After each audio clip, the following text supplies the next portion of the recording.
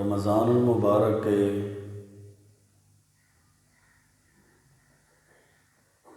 رحمتوں، برکتوں، مغفرتوں والے مہینے کا آج آخری دن ہے۔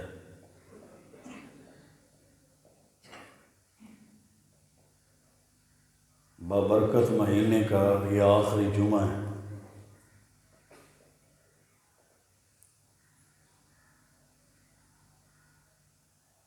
اللہ کی نعمتیں ہیں، اللہ تعالیٰ کا فضل اور اللہ کی رحمتیں ہیں۔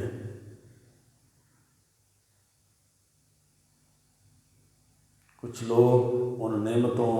فضل اور رحمت سے فائدہ اٹھانے والے ہیں، اور کچھ لوگ اللہ کے فضل سے، اللہ کی رحمت سے، اللہ کی نعمتوں سے اعراض کرنے والے، کنارہ کشی اختیار کرنے والے۔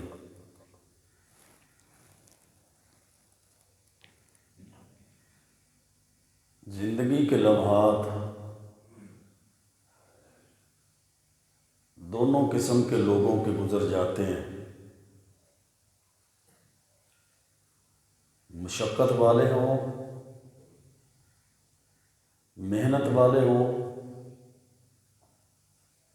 یا سستی اور غفلت کی زندگی گزارنے والے ہوں۔ یہ تربیت کا مہینہ ہے، رحمتوں، برکات اور مغفرت کے ساتھ ساتھ مسلمان کی تربیت کرنے کے لیے آتا ہے۔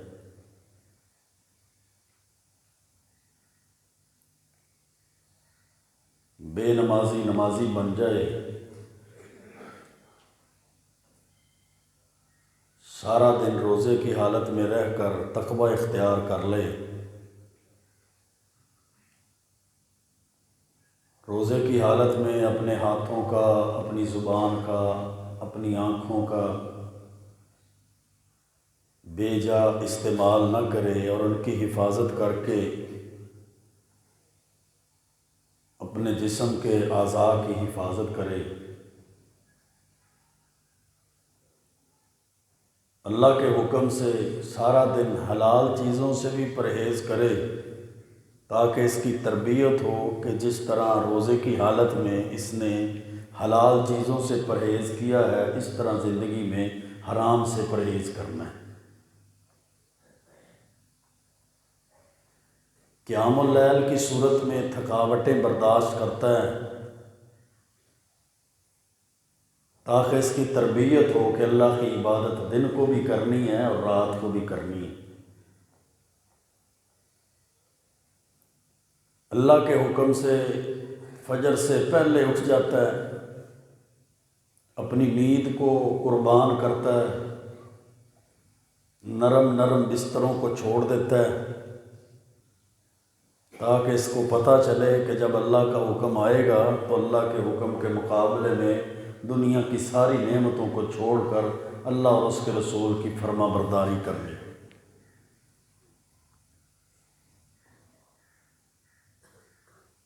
اللہ تعالیٰ کو یہ مداومت، یہ ہمیشگی، نیکی پہ ثابت قدمی، ایمان لانے کے بعد اس پہ ڈٹ جانا یہ پسند ہے۔ رمضان کی آمد کا مقصد یہ نہیں ہے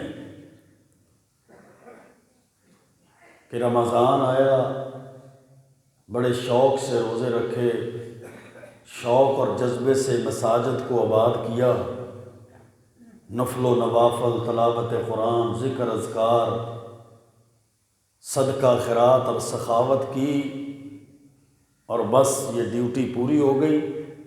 اب 11 مہینے پھر وہی پرانا راستہ، وہی پرانی محفلیں، وہی پرانا یارانہ، وہی پرانے اعمال، یہ نہیں۔ اللہ تعالیٰ نے اپنے مومن بندوں کی تربیت کی ہے، ٹریننگ سیشن ہے کہ یہ تمہاری تربیت کا مہینہ تھا، اب تم مسجدوں میں آنے لگ گئے، نمازی بن گئے، روزے دار بن گئے، صدقہ خیرات کرنے والے، رب کے قرآن کی تلاوتیں کرنے والے، ذکر اذکار کے ساتھ اپنے آپ کو جوڑنے والے مومن بن گئے۔ اب تم نے اسی راستے پر مستقل مزاجی اختیار کرنی ہے۔ اب باقی والی زندگی میں بھی نماز، روزہ، حج، زکوٰۃ سے، ذکر اذکار سے، رب کے قرآن کی تلاوتوں سے، صدقہ خیرات سے اعراض نہیں کرنا۔ اور اللہ رب العزت نے سورۃ حامیم السجدہ کے اندر ارشاد فرمایا، ان الذین قالوا ربنا اللہ ثم استقاموا تتنزل علیہم الملائکہ، بے شک جنہوں نے کہہ دیا کہ ہمارا رب اللہ ہے، پھر اس پر ڈٹ گئے، اس پہ استقامت اختیار کر لی، اسی پہ ثابت قدم ہو گئے، تتنزل علیہم الملائکہ، اللہ کے فرشتے ان پر نازل بھی ہوتے ہیں اور ان کو خوشخبریاں بھی دی جاتی ہیں، اللہ تخافوا ولا تحزنوا، کہ اب ڈرو بھی نہیں، خوف بھی نہ کھاؤ، غم بھی نہ کھاؤ، وَأَبْشِرُوا بِالْجَنَّةِ الَّتِي كُنْتُمْ تُوعَدُونَ، یہ جو تم حالت ایمان میں ثابت قدم رہے ہو نا، اس کی وجہ سے اللہ نے جن جنتوں کا وعدہ تم سے کیا تھا، وہ جنتوں کی خوشخبری اور تمہارے لیے بشارت ہے۔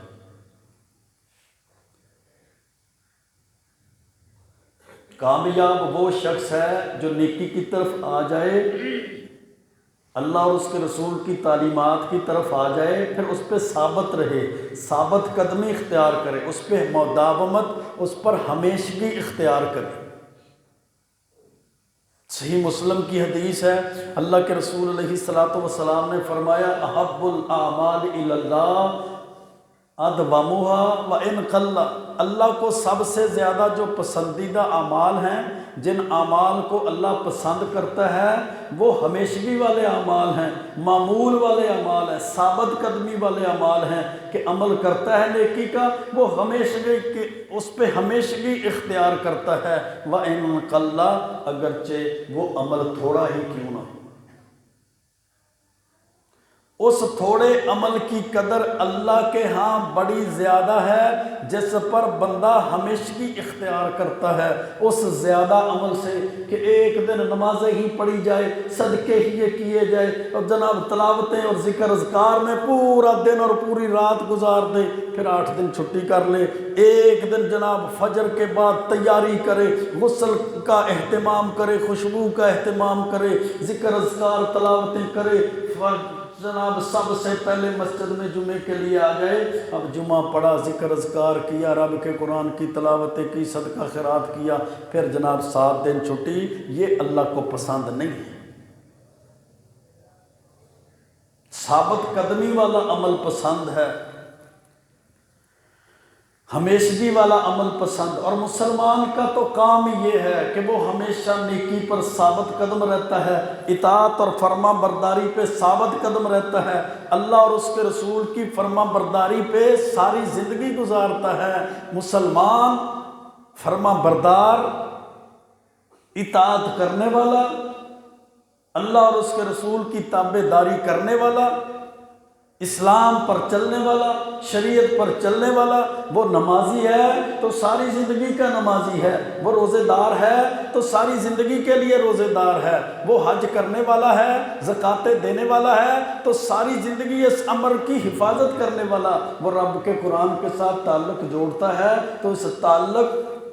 کو ہفتوں پر، مہینے پر، دنوں پر محیط نہیں کرتا، بلکہ تعلق کو اپنی ساری زندگی کے ساتھ ہی جوڑتا ہے۔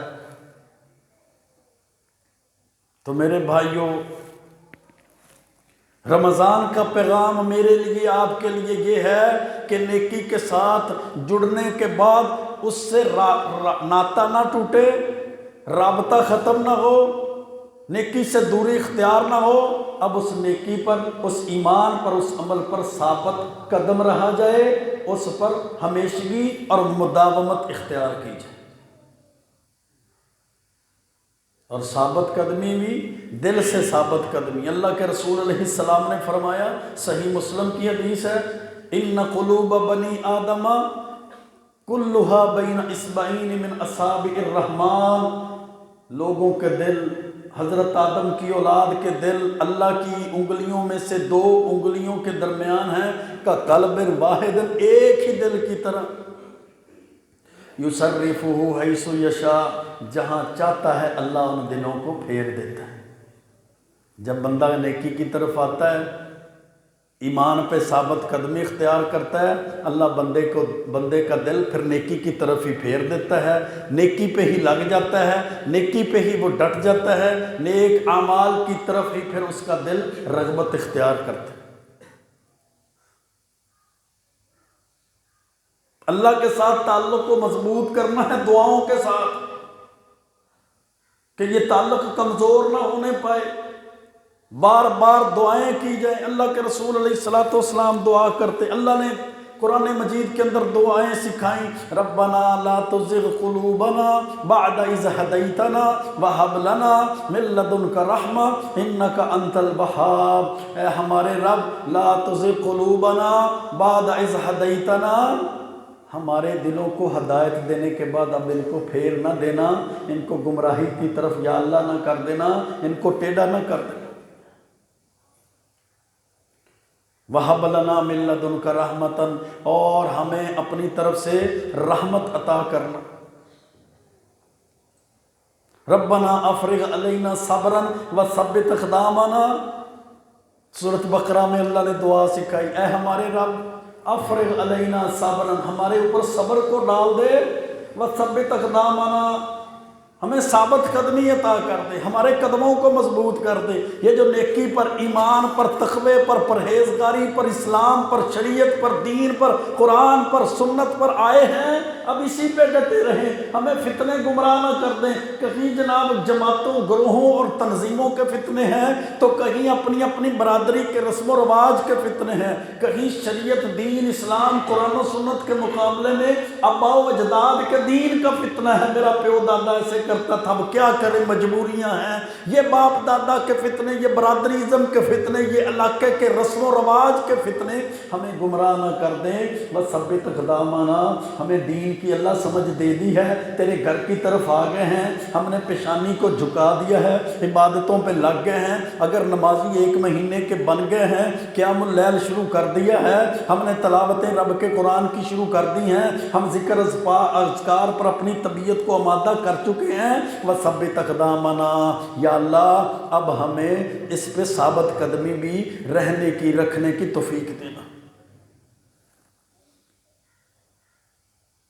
جامع ترمذی بن ماجہ کے اندر حدیث ہے، حضرت انس بن مالک فرماتے ہیں کہ اللہ کے رسول علیہ الصلوۃ والسلام کثرت کے ساتھ یہ دعا کرتے تھے، کثرت کے ساتھ، یا مقلب القلوب ثبت قلبی علی دینک، اے دلوں کو پھیرنے والے، دلوں کو پلٹنے والے، میرے دل کو اپنے دین پر ثابت قدم رکھ دے، میرے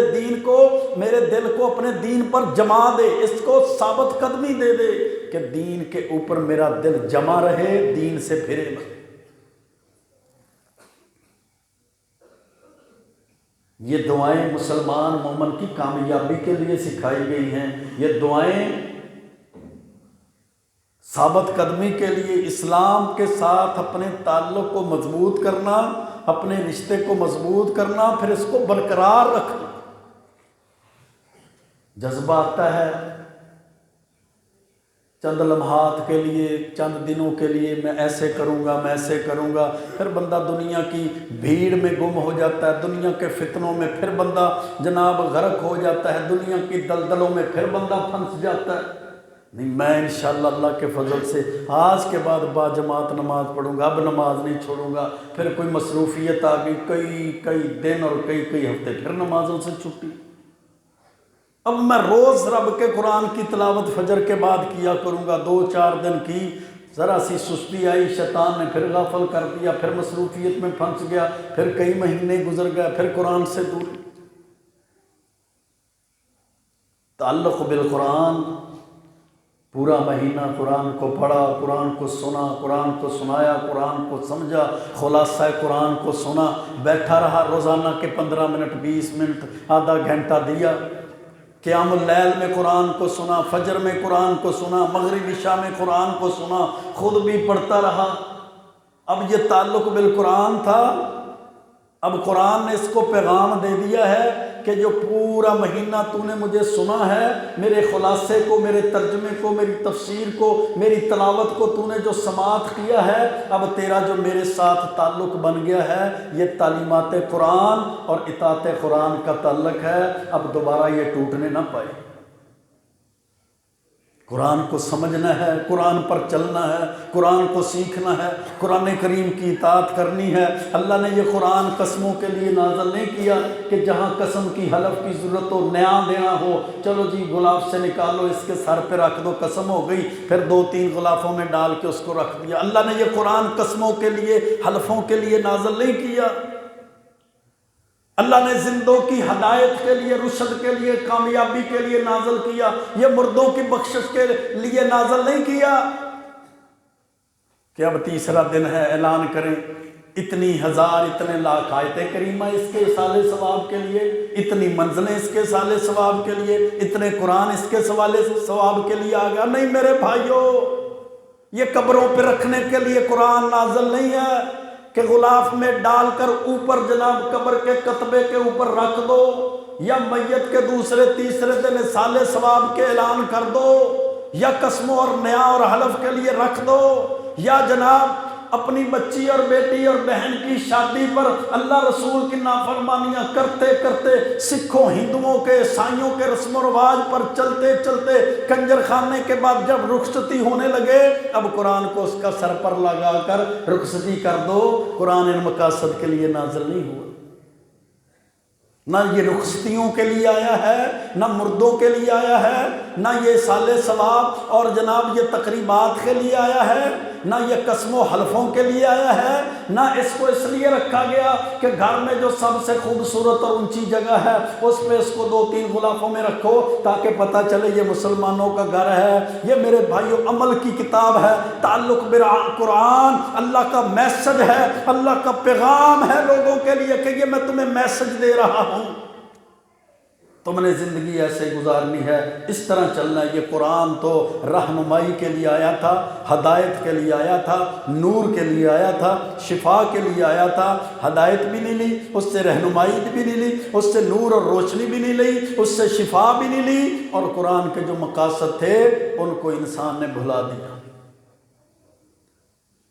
وہ معزز تھے زمانے میں مسلمان ہو کر، اور تم خار ہوئے تارک قرآن ہو کر۔ ان ھذا القرآن یہدی للتی ہی اقوم، جتنے راستے سب سے سیدھے راستے کی طرف قرآن رہنمائی کرتا ہے، جتنے طریقے سب سے بہترین طریقے کی طرف قرآن رہنمائی کرتا ہے، جتنی کامیابیاں تم سمجھتے ہو اصل کامیابی قرآن کے اندر ہے۔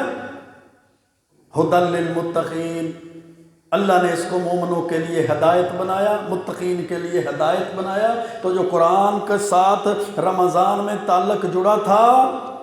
اس تعلق کو برقرار رکھنا ہے، اطاعت کے ساتھ، فرما برداری کے ساتھ، تعلیمات پر عمل کرنے کے ساتھ، اور تلاوت قرآن کے ساتھ۔ وقال الذین کفروا لولا نزل علیہ القرآن جملۃ واحدہ،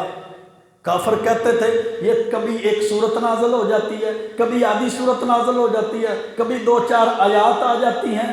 یہ سارا قرآن ایک ہی دفعہ کیوں نہیں نازل ہو جاتا؟ جتنا قرآن بھی ہے ایک ہی دفعہ نازل ہو جائے۔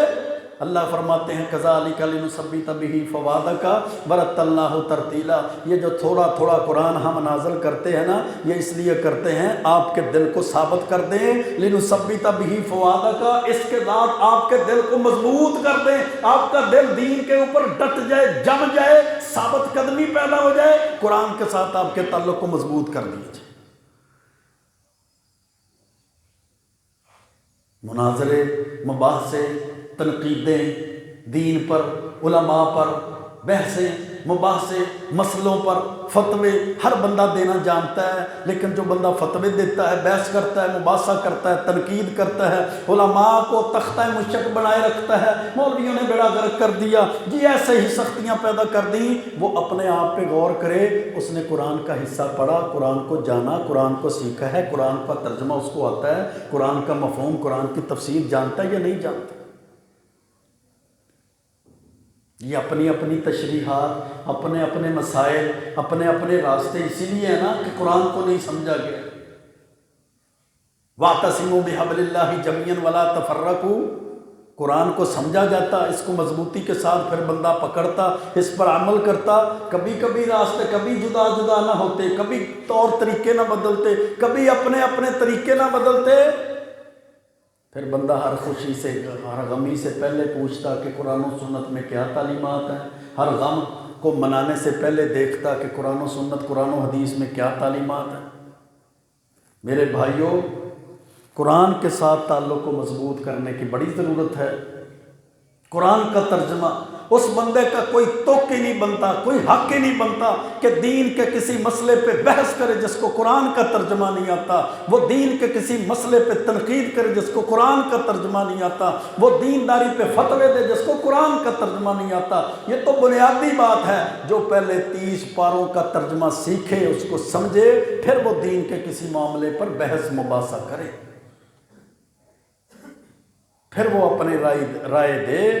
اپنی بات کرے۔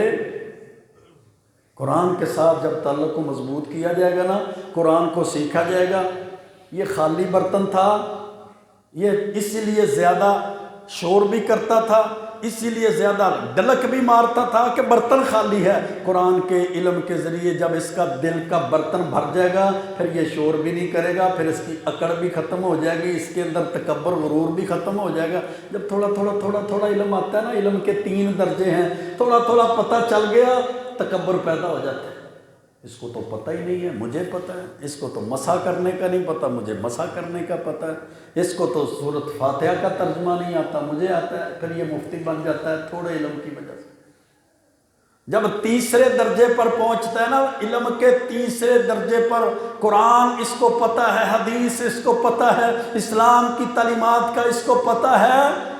جب تیسرے نمبر پر آتا ہے، درجے پر پہنچتا ہے، پھر اس کے اندر عاجزی پیدا ہو جاتی ہے، اور جب یہ عالم دین بن جاتا ہے، پھر یہ اپنے آپ کو عالم نہیں کہلواتا، پھر اپنے آپ کو کہتا ہے میں تو طالب علم ہوں، میں تو دین سیکھ رہا ہوں۔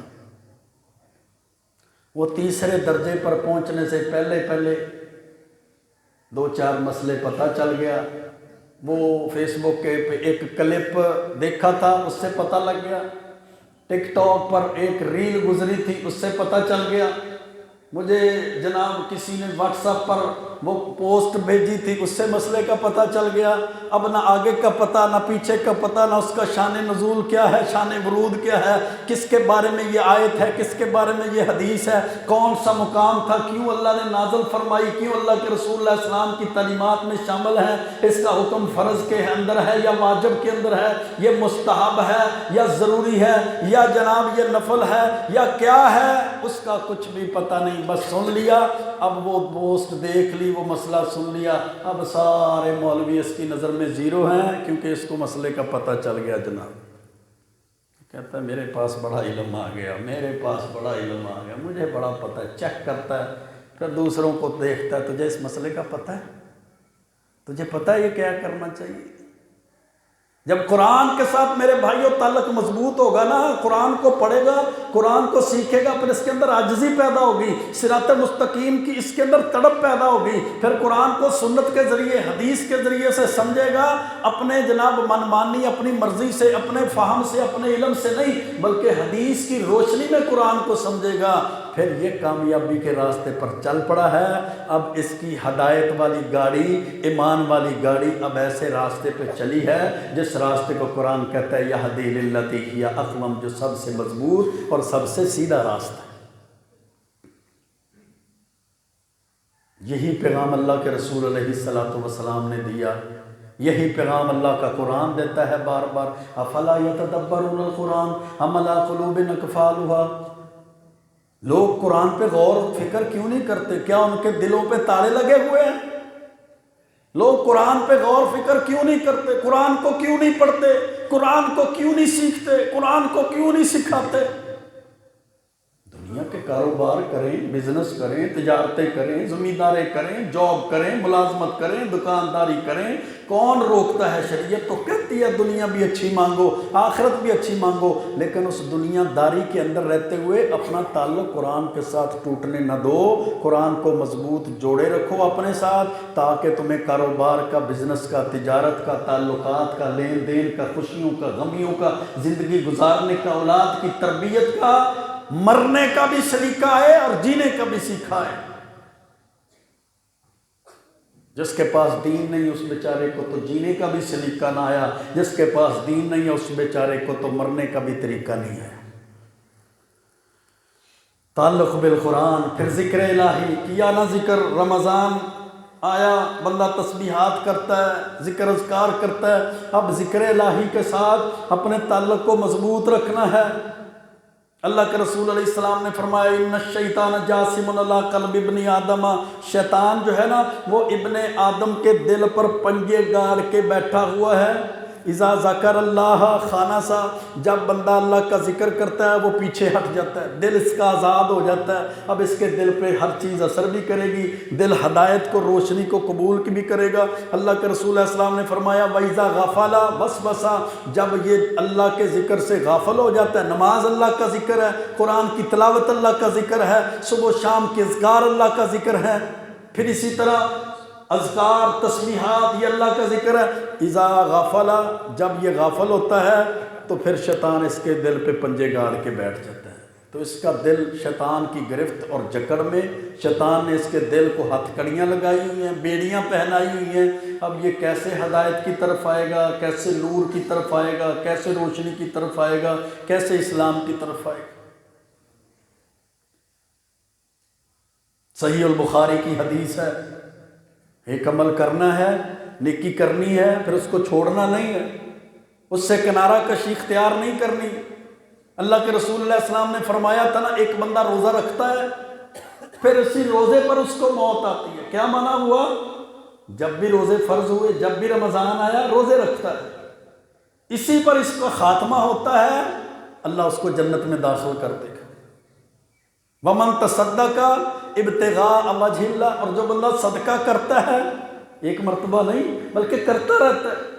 صدقے والی نیکی اس کے اوپر ثابت قدم رہتا ہے، اس پر ہمیشگی اختیار کرتا ہے، صدقہ کرتا ہے اللہ کی رضا کے لیے، پھر یہ صدقہ کرتا ہی رہتا ہے، اسی صدقے والے عمل پر ہی موت آتی ہے، داخل الجنہ، اللہ کے رسول علیہ السلام نے فرمایا وہ بندہ جنت میں داخل ہو۔ وَمَن صَلَّى صَلَاةً، اور جو بندہ نماز پڑھتا ہے پھر نماز پڑھتا ہی رہتا ہے، نماز کو چھوڑتا نہیں ہے، 24 گھنٹے نماز تو نہیں نہ پڑھتا، نماز تو اسی وقت پڑھے گا جب نماز کا وقت ہوگا، ظہر کا وقت ہوا ظہر پڑھ لی، عصر کا وقت ہوا عصر پڑھی، مغرب کا وقت ہوا مغرب پڑھی، عشاء کا وقت ہوا عشاء پڑھی، فجر کا وقت ہوا فجر پڑھی، یعنی نمازیں چھوڑتا نہیں ہے، جب بھی وقت ہوا نماز پڑھتا ہے، اسی عمل پہ زندگی گزارتا ہے، اسی عمل پر اس کو موت آتی ہے، داخل الجنہ۔ محبوب پیغمبر صادق المصدوق سچے پیغمبر نے فرمایا وہ بندہ رب کی جنتوں میں داخل ہو جائے۔ کیوں؟ یہ نیکی کرتا ہے اور نیکی کو اس نے چھوڑا نہیں ہے، نیکی پہ ہمیشگی اختیار کرنے والا ہے، نیکی کو اس نے خیر آباد نہیں کیا، نیکی کو اللہ حافظ نہیں کیا، نیکی کو اس نے پیٹھ نہیں دکھائی، بلکہ نیکی کرتا رہتا ہے، صدقہ دیتا ہے تو دیتا رہتا ہے، نماز پڑھتا ہے تو پڑھتا رہتا ہے، ذکر اذکار کرتا ہے تو کرتا رہتا ہے، روزے دار تھا تو اب روزے رکھتا رہتا ہے۔ اس لیے تو اللہ کے رسول اللہ علیہ السلام نے فرمایا انما الاعمال بالخواتیم، اعمال کا دار و مدار جو ہے وہ خاتمے پر ہے۔ قیامت کے دن بندوں کو اٹھایا جائے گا، اس حالت میں اٹھایا جائے گا جس حالت میں وہ فوت ہوئے تھے۔ شراب پیتا فوت ہوا ہے تو قیامت کے دن شراب پینے کی حالت میں اس کو اٹھا دیا جائے گا، سجدے کی حالت میں فوت ہوا ہے، قیامت کے دن سجدے کی حالت میں اٹھایا جائے گا، نماز کی حالت میں فوت ہوا نماز پڑھتا اٹھایا جائے گا، چوری کرتا فوت ہوا چوری کی حالت میں اٹھایا جائے گا، جوا کھیلتا فوت ہوا جوئے کی حالت میں، سود کا کاروبار کرتا، لین دین کرتا، معاملات لکھتا فوت ہوا سود کی حالت میں، جس حالت میں مرے گا اسی حالت میں اس کو اٹھایا جائے گا۔ اگر یہ اطاعت، فرما برداری، نماز، روزہ، حج، زکوٰۃ، ذکر اذکار، دین اسلام کی حالت میں فوت ہوگا تو قیامت کے دن فرما برداری کی حالت میں اٹھایا جائے گا۔ اللہ کے رسول علیہ الصلوۃ والسلام کا ایک صحابی تلبیہ پکارتا فوت ہوا نا، لبیک اللہم لبیک، حج کے موقع پر اپنی اونٹنی سے گرا، منکا ٹوٹا، گردن ٹوٹی، فوت ہو گیا۔ اللہ کے رسول علیہ السلام نے فرمایا اس کو غسل دو، اس کا سر نہیں ڈھانپنا، اس کا سر ننگا رکھو، یہ قیامت کے دن جب اٹھے گا ملبیان، یہ لبیک اللہم لبیک لا شریک لک لبیک کرتا ہوا ہی اٹھے گا۔ تو نمازی بندہ جب فوت ہوگا تو بے نمازی جب فوت ہوگا، اب انسان کی مرضی ہے، انسان نمازی بنے، فرائض کی پابندی کرنے والا بنے، اطاعت اور فرما برداری پر بنے، فوت ہوگا اللہ رسول کی اطاعت پر فوت ہوگا۔ اگر نافرمانی کی زندگی گزار رہا ہے فوت ہوگا تو نافرمانی پر ہی فوت ہوگا، کیونکہ اللہ کے محبوب پیغمبر نے فرمایا انما الاعمال بالخواتیم، اعمال کا جو دار و مدار ہے وہ انسان کے خاتمے پر۔ اگر تو صرف رمضان کا نمازی ہے، صرف رمضان میں ذکر کرنے والا ہے، صرف رمضان میں حلال حرام سے کا فرق کرنے والا ہے، تو پھر تو رمضان میں فوت ہو گیا تو پھر تو کیا بات۔ لیکن اگر رمضان کے بعد حلال حرام میں تمیز ختم، نمازیں ختم، ذکر اذکار تلاوتیں ختم، وَلَا تَكُونُوا كَالَّتِي نَكَثَتْ غَزْلَهَا مِن بَعْدِ قُوَّةٍ أَنْكَاثًا، اللہ نے کہا اس عورت کی طرح نہ ہو جاؤ جس نے سوت کاتا، چرخہ کاتتی رہی، شام تک اس نے جناب وہ سوت بنا لیا، مضبوط بنایا، شام کو جناب چرخہ بھی بند کر دیا، وہ سوت ٹکڑے ٹکڑے کر دیا، کاٹ دیا، ختم کر دیا، سارے دن کی ساری زندگی کی محنت ضائع کر دی۔ ایسے نہ ہو جاؤ کہ روزے بھی رکھے ہیں، صدقے خیرات بھی کیے ہیں، سحریوں افطاریوں کے انتظام بھی کیے ہیں، بیوہ عورتوں، یتیموں، مسکینوں کے خیال بھی رکھے ہیں، قرآن بھی پڑھتا رہا ہے، قیام اللیل بھی کرتا رہا، اب ہر چیز سے کنارہ کشی اختیار کر لے، پھر بد عملی اور بے عملی کی طرف آ جائے۔ اللہ کا قرآن کہتا ہے وَلَا تَكُونُوا كَالَّتِي نَكَثَتْ غَزْلَهَا مِن بَعْدِ قُوَّةٍ أَنْكَاثًا، اس عورت کی طرح نہ بن جانا جس نے سوت تو کاتا، مضبوط کاتا، لیکن بعد میں اس نے اس کو توڑ دیا، مروڑ دیا، اس کو ختم کر دیا۔ ایسا نہ ہو جانا کہ نیکیاں کہیں ضائع اور برباد نہ۔ علماء کی مجالس کو میرے بھائیوں اختیار کرنا بڑا ضروری ہے، علماء کے ساتھ اپنے تعلق کو مضبوط کرنا بڑا ضروری ہے۔ فتنوں سے بچتا ہے، شر سے بچتا ہے، خیر کی طرف آتا ہے، دین کی طرف آتا ہے، گمراہی سے بچتا ہے۔ گمراہی کی وجوہات میں سے ایک وجہ علماء کے ساتھ تعلقوں کو کمزور ہونا ہے، کہ جب بھی ہمیں کوئی مسئلہ درپیش آتا ہے، کوئی فتنہ آیا، کوئی پریشانی آئی، کوئی گمراہی آئی، علماء کے ساتھ چونکہ تعلق نہیں ہے، دین اسلام کی رہنمائی نہیں ملتی، قرآن و سنت سے استفادہ نہیں کرتے، تو گمراہی کا شکار ہو گئے، فتنے کا شکار ہو گئے۔ اللہ کے رسول علیہ الصلوۃ والسلام کی حدیث ہے، ابن ماجہ کے اندر حضرت انس بن مالک راوی حدیث فرماتے ہیں، محبوب پیغمبر علیہ السلام نے فرمایا ان من الناس مفاتیح للخیر مغالیق للشر، لوگوں میں بعض لوگ ایسے ہیں جو خیر کی چابیاں ہیں اور شر کے تالے ہیں۔ خیر کے لیے وہ چابیاں ہیں، نیکی کے لیے چابیاں ہیں، لیکن گناہ کے آگے وہ تالے بنے ہوئے ہیں، شر کے آگے وہ تالے ہیں۔ وَإِنَّ مِنَ النَّاسِ مَفَاتِيحَ لِلشَّرِّ مَغَالِيقَ لِلْخَيْرِ، اور بعض بدبخت ایسے ہیں جو شر کی چابیاں بنے ہوئے ہیں، گناہ کی چابیاں بنے ہوئے ہیں، اور نیکی کے لیے وہ تالے بنے ہوئے ہیں، نیکی نہ خود کرتے ہیں نہ کرنے دیتے ہیں۔ اب میں بے نماز لوگوں کی مجلس میں بیٹھا ہوں گا، چائے پی رہا ہے، کھانا کھا رہا ہے، ناشتہ کر رہا ہے، تو جب سب ہی نہیں پڑھیں گے میں بھی کہوں گا یہ سارے بے نماز ہیں، چلو میں بھی دیکھ لوں گا۔ سود خور کی مجلس میں بیٹھوں گا، مجھے بھی سود کا چسکا پڑ جائے گا، رشوت لینے والوں کی مجلس میں بیٹھوں گا، میں بھی رشوت لینا شروع کر دوں گا، تاش کے پتے اور جوا لگانے والوں کی مجلس میں بیٹھوں گا، میں جناب ککڑ باز اور مرغے باز کی مجلس میں بیٹھوں گا، کبوتر بازوں کی مجلس میں بیٹھوں گا، تو اسی طرح بن جاؤں گا۔ گانے بجانے سننے والے، فلمیں دیکھنے والوں کی مجلس کو اختیار کروں گا، 2-4 دن تو استغفر اللہ کر لوں گا، لیکن میں بھی کہوں گا ذرا اونچی آواز کرو، صحیح سمجھ نہیں آ رہی گانے کی، ذرا سکرین کی سائڈ میری طرف کرو، LCD میری طرف کرو، اس ڈرامے کی اس فلم کی سمجھ نہیں آ رہی۔ بندہ جیسی مجلس اختیار کرتا ہے اسی طرح ہو جاتا ہے، وہ رنگ وہ ڈھنگ چڑھ جاتا ہے۔ اللہ کے رسول علیہ السلام نے مثالیں دی ہیں، خوشبو بیچنے والے کے پاس بیٹھے، نہ بھی خریدے خوشبو اس سے پھر بھی آنا شروع ہو جائے گی، اور اگر بھٹی والے کے پاس بیٹھے، بھٹی چل رہی ہے، چنگاریاں اٹھ رہی ہیں، کچھ نہ بھی لے دے پھر بھی وہ بھٹی کی چنگاریاں اس کے جسم کو، اس کے کپڑوں کو جلائیں گی، نقصان۔ مجلس اور صحبت کا اختیار کرنا۔ ہماری اولادیں خراب اسی لیے ہوتی ہیں، ہمارا معاشرہ ہمارا محلہ خراب کیوں ہے؟ مجالس نہیں ٹھیک، مجالس کا مسئلہ، صحبتوں کا مسئلہ۔ جہاں سارا دن بچے بیٹھے ہیں نہیں دیکھتے وہاں کیا ہوتا ہے، بعد میں پتہ چلتا ہے یہ تو موبائل میں ویڈیو گیم کھیلتا تھا، لاکھوں اس نے ضائع کر دیے، یہ تو تاش اور جوا کھیلتا تھا، لاکھوں اس نے ضائع کر دیے، یہ تو جناب مجلس اختیار کرتا تھا، بے راہ روی کا شکار ہو گیا، یہ تو فلاں کے پاس بیٹھتا تھا، یہ بھی شراب نوش بن گیا، یہ تو جناب چرس اور فیم کا عادی بن گیا۔ کس وجہ سے؟ بری صحبتوں کی وجہ سے، بری مجالس کی وجہ سے۔ المرء علی دین خلیل، اس لیے اللہ کے رسول علیہ السلام نے فرمایا تھا آدمی اپنے دوست کے دین پر ہوتا ہے، بندہ اپنے دوست کے دین پر ہوتا ہے، جس طرح کا اس کا دوست ہو، اس کی صحبت ہو، اس کی مجلس ہو، اس کی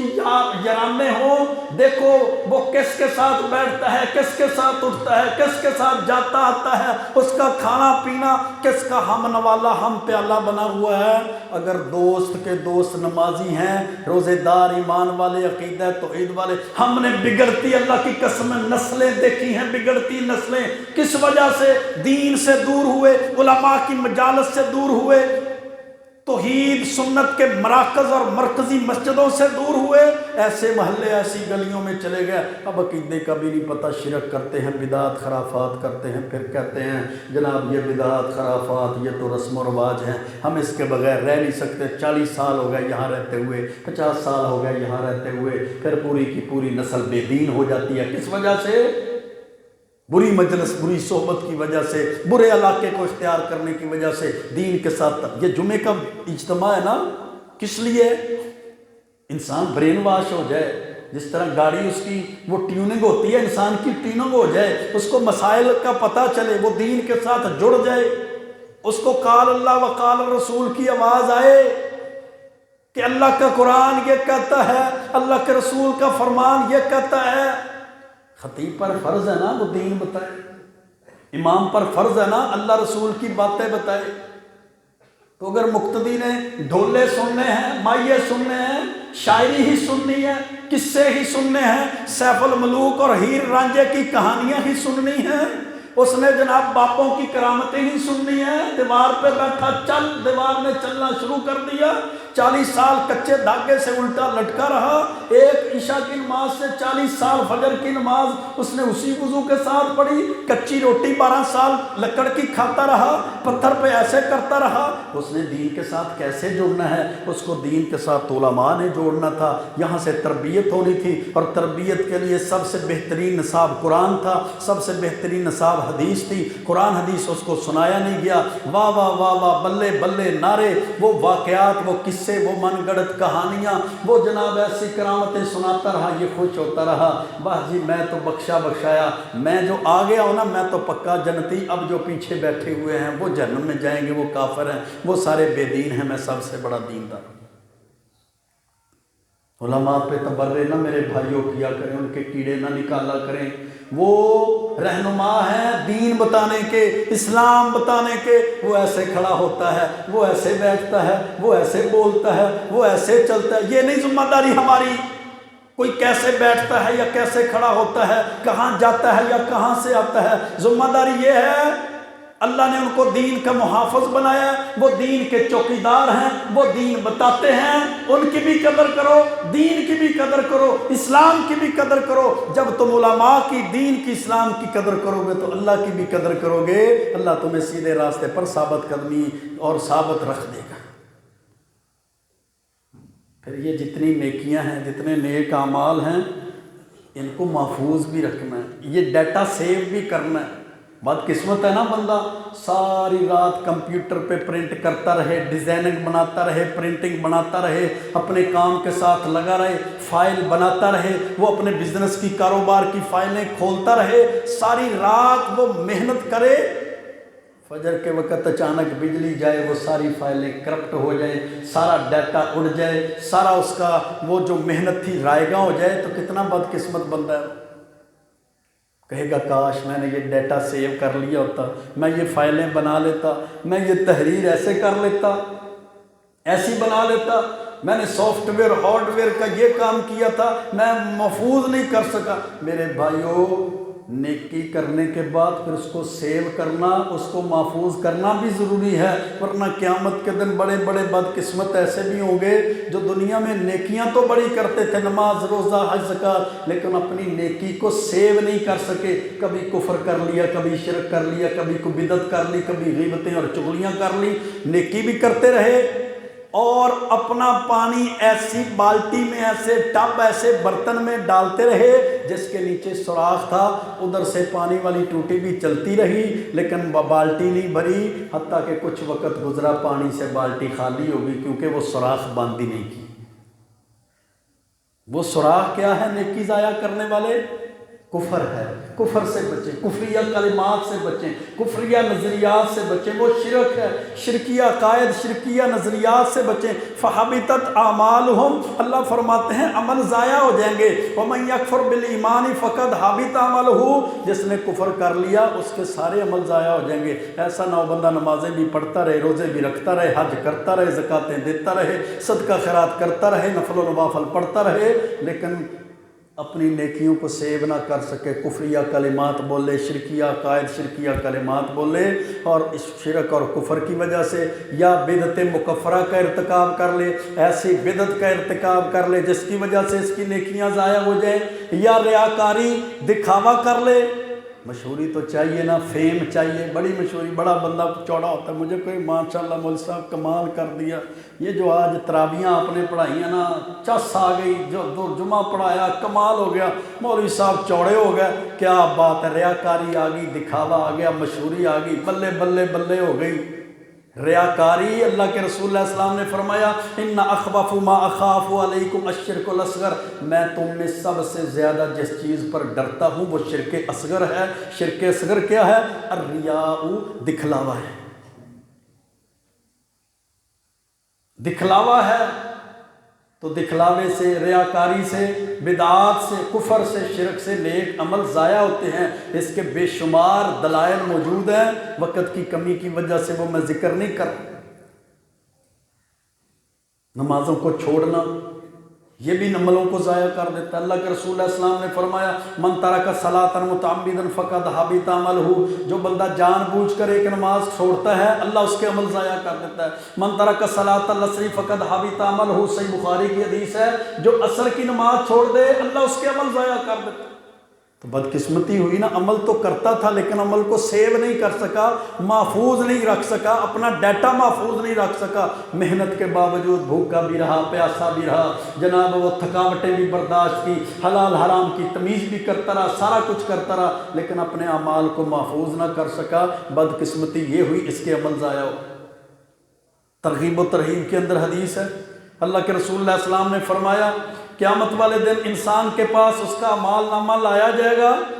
وہ جب دیکھے گا کہ رجسٹر بڑے ہیں، کاپیاں بڑی ہیں کورے کاغذ ہیں خالی، اس میں لکھا ہی کچھ نہیں ہے، وہ کہے گا یا اللہ میں نے تو فلاں نیکی بھی کی ہے، میں نے فلاں نیکی بھی کی ہے، فلاں نیکی بھی کی ہے، فلاں عمل بھی کیے ہیں، وہ کہاں چلے گئے؟ اللہ کے رسول اللہ علیہ وسلم نے فرمایا اس کو کہا جائے گا نیکیاں تو کرتا تھا اور ساتھ غیبتیں چغلیاں بھی کرتا تھا، تیری غیبتیں اور چغلیاں کرنے کی وجہ سے تیری وہ نیکیاں ساری ضائع ہو گئی ہیں، ملیا میٹ ہو گئی۔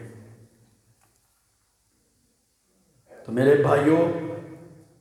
دونوں چیزیں ضروری ہیں۔ سب سے پہلی چیز نیکی کرنی ہے، ایمان پہ رہنا ہے، ثابت قدمی اختیار کرنی ہے، ہمیشگی اختیار کرنی ہے، مداومت اختیار کرنی ہے، اور دوسری چیز پھر اس نیکی کو بچانا بھی ہے، فتنوں سے بچانا ہے، گمراہیوں سے بچانا ہے، ضائع ہونے سے بچانا ہے، ان نیکیوں کو محفوظ بھی رکھنا ہے۔ اللہ سے دعا ہے اللہ ہمیں صحیح معنوں میں اسلام کی تعلیمات پہ عمل کی توفیق عطا فرمائے، دین کی طرف ہمارے دلوں کو اللہ مائل کر دے، قرآن و سنت پہ ہمارے دلوں کو مضبوط کر دے، اللہ اسی عقیدے قرآن و سنت والے عقیدے ایمان پر زندہ رکھے، اسی عقیدے ایمان پر موت عطا فرمائے۔ وقول قولی ھذا استغفر اللہ لی ولکم ولسائر المسلمین۔ یہ رمضان